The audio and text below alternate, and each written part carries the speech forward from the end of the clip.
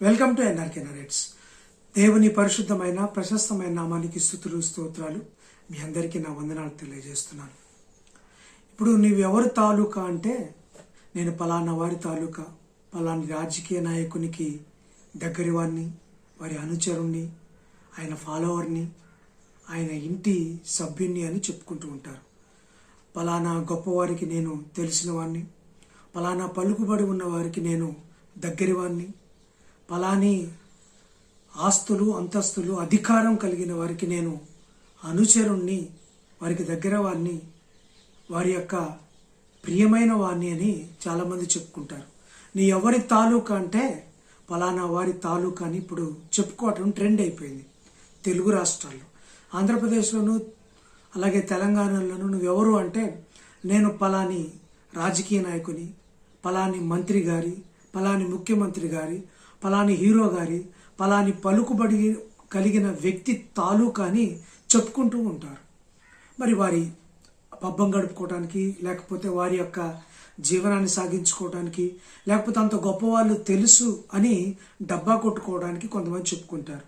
ఈ మధ్య బైక్స్ మీద, కార్ల మీద కూడా రాస్తున్నారు, నేను పలానా వారి తాలూకా, పలానా వారి తాలూకా.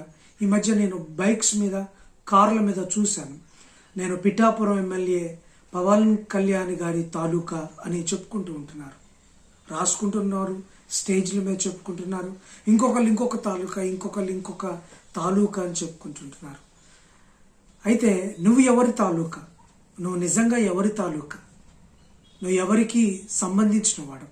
ఎవరి ఫాలోవర్వి? నువ్వు ఎవరి అనుచరుడివి? ఎవరి కనుసరణలో నడుస్తున్నావు?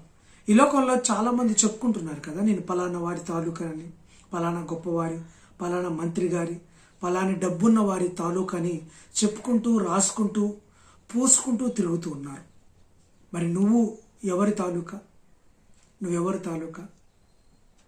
క్రీస్తు రక్తంలో కడగబడి ఆయననే దేవుడిగా కొలిచే నీవు ఎవరి తాలూకా? నువ్వు లోకస్తుల తాలూకాలో ఉన్నావా, లేదా క్రీస్తు తాలూకాగా మారావా, ఉన్నావా? ఒకసారి ఆలోచించు. అపోస్తలుడైన పౌలు గారు ఏం చెప్తున్నారంటే, కొరింథీయులకు రాసిన పత్రిక, 2వ కొరింథీయులకు రాసిన పత్రిక 6వ అధ్యాయము చివరి వచనంలో కొత్త భాగం చదువుతాను చూడండి. కొరింథీయులకు 2వ కొరింథీ పత్రిక 6వ అధ్యాయము చివరి వచనం. మరియు నేను మిమ్మును చేర్చుకొందును, మీకు తండ్రినై ఉందును, మీరు నాకు కుమారులు కుమార్తెలనై ఉందురు అని సర్వశక్తి గల ప్రభువు చెప్పుచున్నాడు. అపోస్తలుడైన పౌలు గారు దేవుని యొక్క వాత్సల్యతను, దేవుని యొక్క విధానాన్ని చెప్తున్నారు.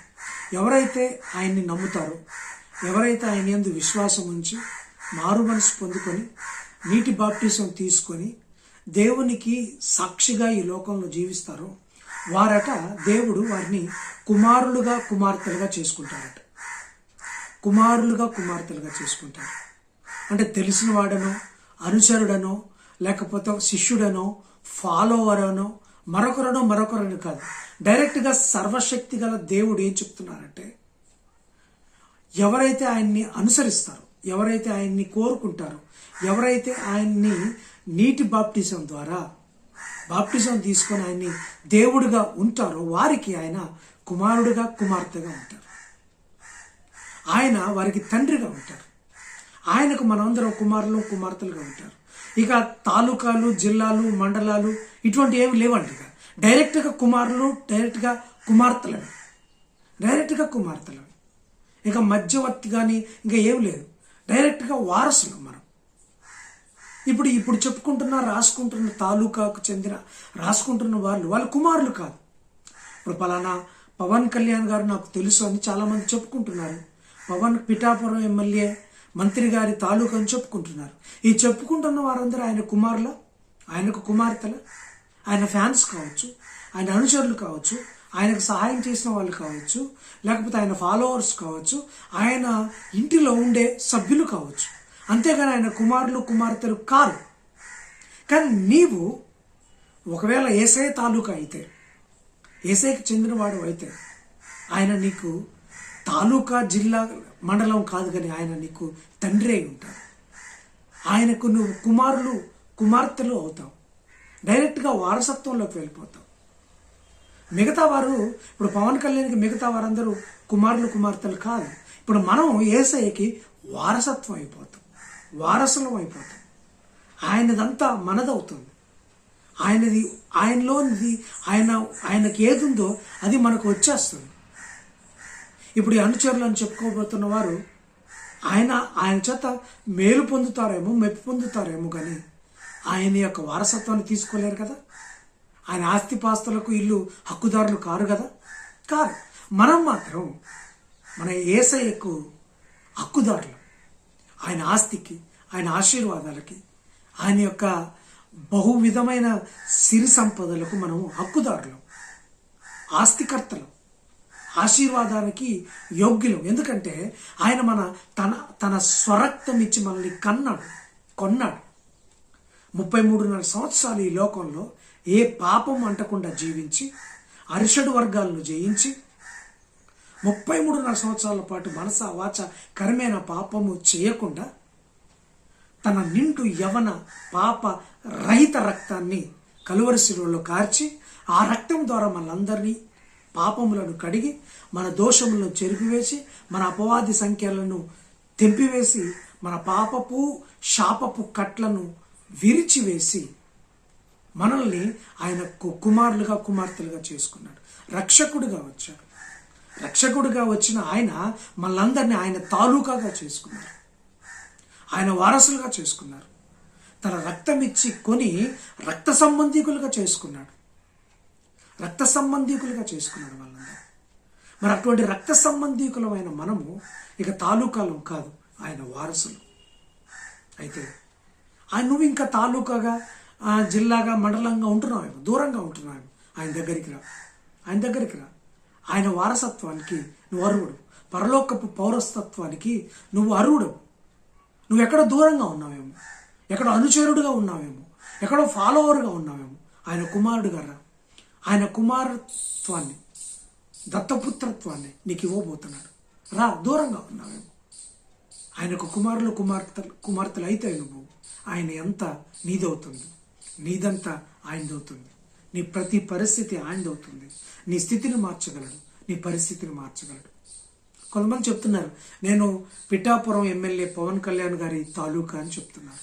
ఎందుకు చెప్తున్నారంటే ఆయన నుంచి ఏదో లాభం పొందుకోవాలని, మేలు పొందుకోవాలని, ఆయన ద్వారా ఏదో లబ్ధి పొందుకోవాలనుకుంటున్నారు. అయితే నువ్వు యేసయ్య గారి తాలూకా, యేసుప్రభు వారి తాలూకాని నువ్వు బయటకు చెప్పుకోని అవసరం లేదు. ఆయన కుమారులుగా, కుమార్తెలుగా ఉంటే ఆయనదంతా నీదవుతుంది. ఎవరైతే ఆయనలో నివసిస్తారో ఆయన వానిలో నివసిస్తాడు. నీలో నివసించటానికి, నీలో ఉండటానికి ఆయన ఇష్టపడుతున్నాడు. నీ డోర్ కొడుతున్నాడు, తలుపు తడుతున్నాడు. నువ్వు ఒకవేళ ఆహ్వానిస్తే ఆయన్ని, నువ్వు ఒకవేళ ఆయన్ని స్వీకరిస్తే ఆయన నీ ఇంటిలోకి వచ్చి, నీ హృదయపు ఇంటిలోకి వచ్చి నీతో కలిసి ఉంటాడు, నీతో కలిసి భోజనం చేస్తాడు. నీ ప్రతి స్థితిని, పరిస్థితిని మార్చుతాడు. నీ స్థితిని మార్చుకోలేకపోతున్నావా? నీ పరిస్థితిని మార్చుకోలేకపోతున్నావా? నీ కుటుంబ స్థితిని మార్చుకోలేకపోతున్నావా? నీ వ్యక్తిగత స్థితిని, ఆరోగ్య స్థితిని, ఆర్థిక సంబంధమైన స్థితిని ఎవరికి చెప్పుకోలేక బాధపడుతున్నావా? దాన్ని మార్చుకోలేకపోతున్నావా? అయితే నీ కన్న తండ్రి అయిన యేసుప్రభు వారికి చెప్పు.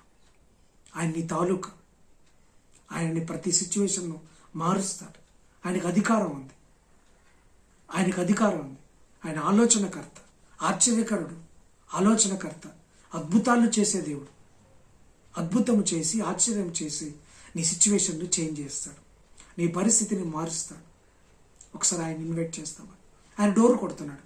నేను నీకు తండ్రిగా ఉంటాను, నీవు నాకు కుమారుడుగా ఉంటావని అడుగుతున్నాడు. ఈరోజు వస్తావా ఆయన దగ్గరికి? ఆయన తాలూకాలోకి వస్తావా? ఆయన కుమారత్వాన్ని స్వీకరిస్తావా? స్వీకరించు. ఆయన నీకు తండ్రిగా ఉంటాడు. నీ పరిస్థితి మారుస్తుంది. అంత మాత్రమే కాదు, ఈ లోకం వరకే ఆయన నీకు తండ్రిగా ఉండడు. పరలోకము తీసుకువెళ్లే వరకు, యుగయుగాల్లో జీవించడానికి. ఈ లోకంలో 70, 80, 90 సంవత్సరాలు జీవించవచ్చు, కానీ ఆ తర్వాత యుగయుగాలు నిన్ను జీవించే లోకానికి తీసుకెళ్ళటానికి ఆయన నీ బాధ్యతను తీసుకొని నిన్నక్కడ నిలవబెడతాడు. అటువంటి తండ్రి నీకున్నాడు. ఆయన తాలూకాలోకి రా. ఆయన తాలూకాని గర్వంగా నువ్వు చెప్పుకో. దేవుడు ఖచ్చితంగా నిన్ను దీవించి ఆశీర్వదించి నీ పరిస్థితిని మారుస్తాడు. దేవుడు అట్టి కార్యము నీకు నాకు మనందరికీ చేయనుగాక. God bless you. ఆమెన్.